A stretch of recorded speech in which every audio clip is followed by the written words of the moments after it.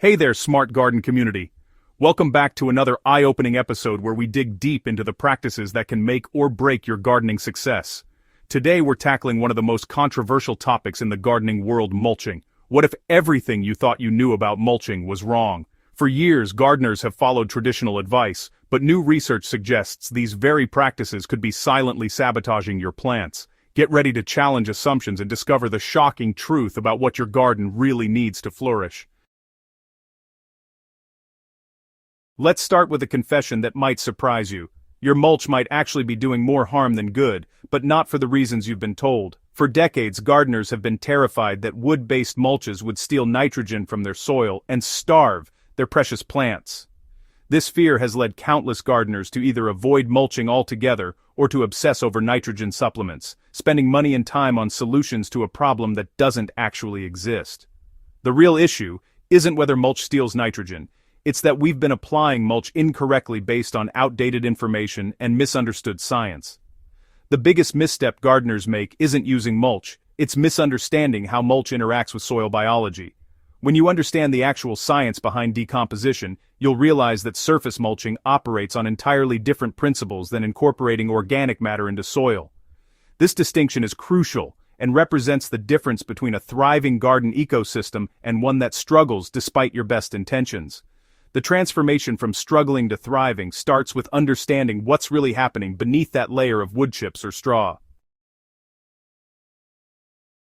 Walk through any suburban neighborhood and you'll see them everywhere. Trees buried under massive mounds of mulch piled high against their trunks, creating what arborists call mulch volcanoes. This practice has become so common that many homeowners and even professional landscapers consider it standard procedure, but it's actually one of the most damaging things you can do to a tree or shrub. When mulch is piled directly against bark, it creates a constantly moist environment that invites fungal diseases, bacterial infections, and bark rot. The trunk begins to deteriorate, and the tree's vascular system becomes compromised, leading to a slow decline that many gardeners never connect to their mulching practices. Beyond the rot, excessive mulch depth creates an oxygen-poor environment that suffocates roots.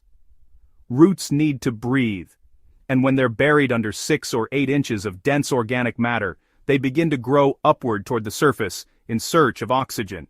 This abnormal root growth makes trees unstable and vulnerable to wind damage.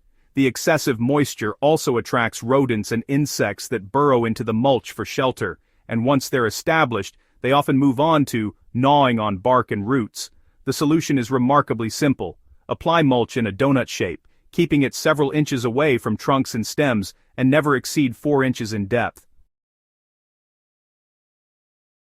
Now let's tackle the myth that has caused more confusion than perhaps any other in gardening. The belief that wood-based mulches steal nitrogen from your soil and starve your plants. This misconception stems from a grain of truth that's been wildly misapplied. When high-carbon materials like wood chips are mixed or tilled into soil, microbes do indeed consume available nitrogen to break down that carbon-rich material. This process, called nitrogen immobilization, temporarily depletes nitrogen in the root zone and can cause plant deficiencies. However, this scenario only occurs when organic matter is incorporated into the soil, not when it's used as surface mulch. When you apply mulch as a surface layer, decomposition happens primarily at the thin interface where mulch meets soil, a zone that's typically just a fraction of an inch thick. The microbes working in this narrow band do use some nitrogen, but this activity occurs above the root zone of established plants.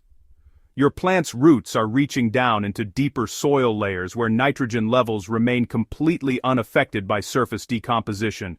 Even more importantly, the nitrogen used by these surface microbes isn't lost forever. As these microorganisms die and decompose, they release that nitrogen back into the soil in plant-available forms, actually contributing to long-term soil fertility. This is the magic of the nutrient cycle that makes organic mulching such a powerful tool for building soil health over time. The real question isn't whether mulch steals nitrogen, but whether you're applying enough mulch to gain its full benefits. A thin layer of 1 or 2 inches might look tidy, but it won't provide adequate weed suppression, moisture retention, or temperature moderation. The sweet spot for most garden applications is 2 to 4 inches of organic mulch, which is thick enough to block weed germination, slow evaporation, and create a thriving habitat for beneficial soil organisms without suffocating plant roots or creating drainage problems. One of the most persistent myths in gardening is that any mulch will work anywhere, but the reality is far more nuanced. Different mulches serve different purposes and interact with soil in unique ways. Wood chips and shredded bark are excellent for perennial beds, around trees and shrubs, and in pathways because they decompose slowly and provide long-lasting coverage.